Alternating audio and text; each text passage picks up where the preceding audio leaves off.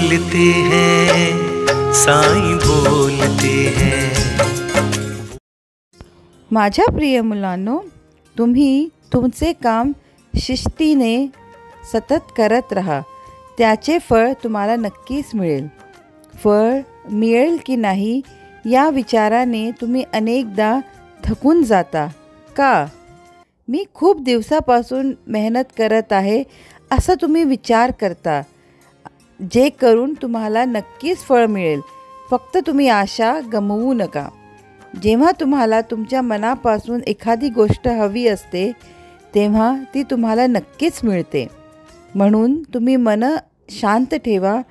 तुम्ही जसं करत आहात तसेच कष्ट करत राहा। तुम्हाला जे हवं आहे ते तुम्हाला नक्कीच मिळेल।